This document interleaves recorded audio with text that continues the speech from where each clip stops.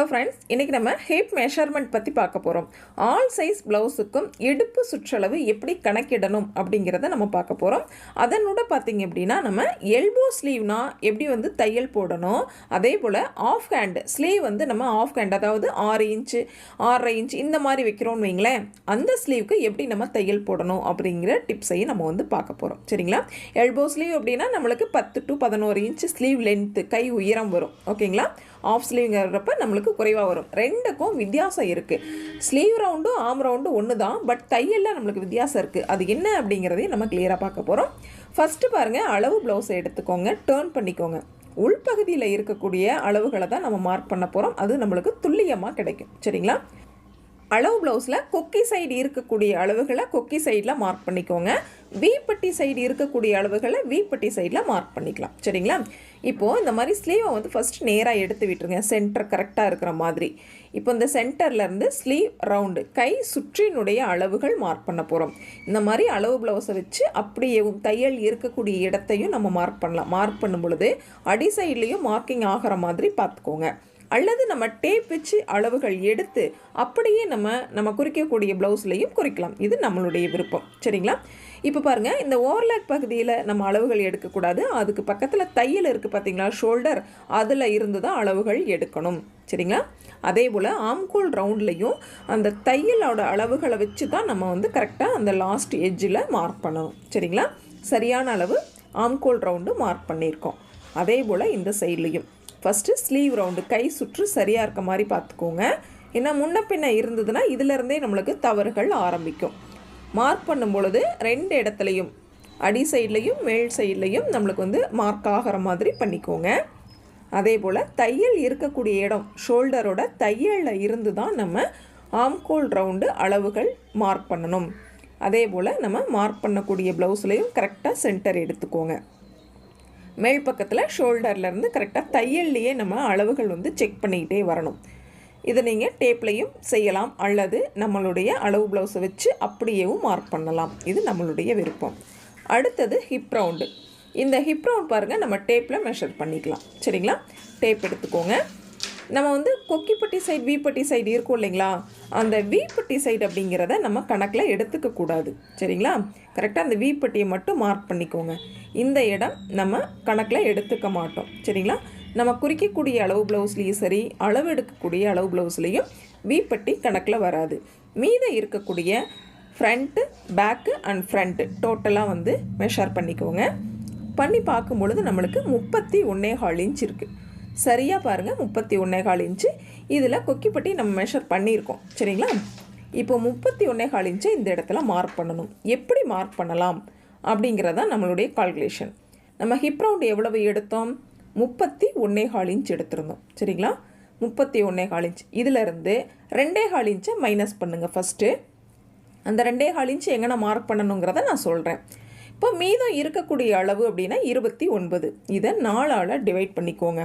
அப்போ நம்மளுக்கு 4ஆல் வகுக்கும் பொழுது 7.25 இன்ச் வரும். இந்த 7.25 இன்ச்சு எந்த இடத்துல மார்க் பண்ணணும், இந்த 2.25 இன்ச்சு எந்த இடத்துல மார்க் பண்ணணும் அப்படிங்கிறத நம்ம பார்க்கலாம்.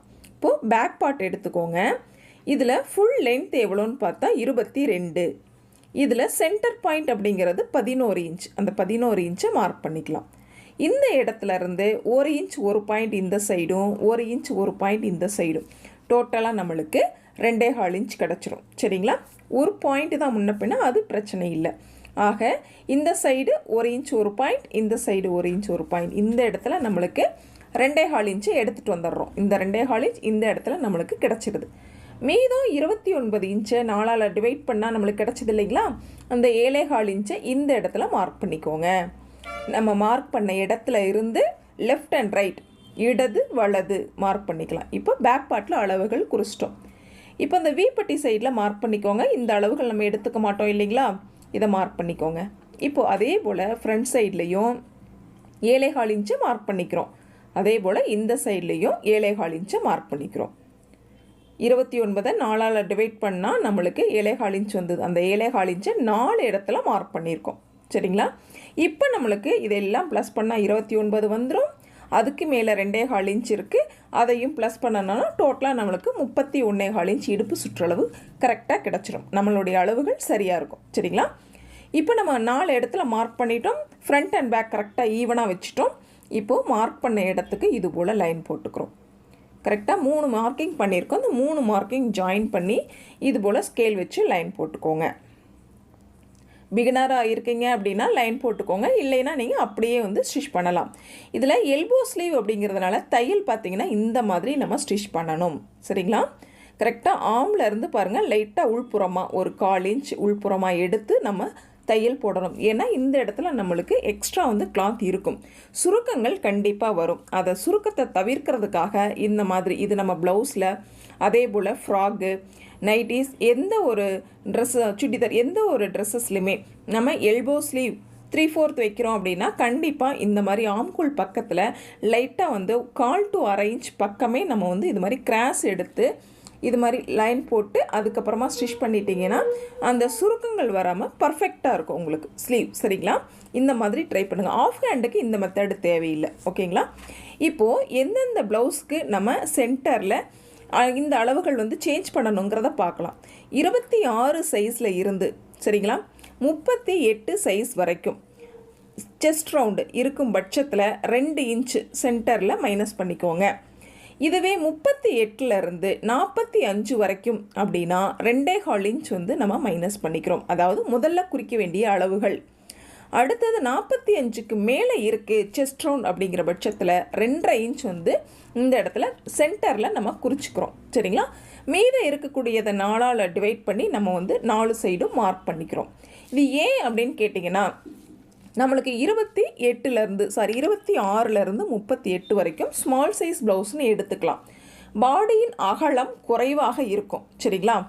அதுக்கு மேலே பார்த்திங்க அப்படின்னா 38க்கு மேலான ஒரு நார்மல் சைஸ், அப்போ பாடியோட அகலம் ஓரளவுக்கு நார்மலாக இருக்கும். இதுவே 45க்கு மேலே அப்படின்னா ரொம்ப அகலம் இருக்கும். ஆக நம்மளுக்கு செஸ்ட்டு கொஞ்சம் விரிவடைஞ்சிருக்கும். அதை ஈக்குவல் பண்ணுறதுக்காக தான் சென்டரில் 2.5 இன்ச் வந்து நம்ம வந்து மார்க் பண்ணுறோம். சரிங்களா?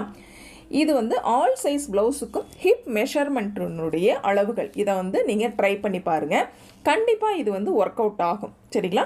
இந்த 2.5 இன்ச் ஏன் மைனஸ் பண்ணுறோம், 2.25 ஏன் மைனஸ் பண்ணுறோம் அப்படின்னு சில ஃப்ரெண்ட்ஸ் வந்து கேட்டிருந்தாங்க. அதுக்கு விளக்கம் வந்து இந்த பதிவில் கிளியராக இருக்கும் அப்படின்னு நான் நம்புகிறேன். நம்ம ஆன்லைன் டைலரிங் கிளாஸ் பார்த்திங்கன்னா நெக்ஸ்ட் மந்த்து 6th ஆரம்பிக்குது. 6/12/24 ஆரம்பிக்குது மந்த்லி கோர்ஸ். சரிங்களா? நீங்கள் விருப்பப்படுறவங்க ஜாயின் பண்ணிக்கலாம்.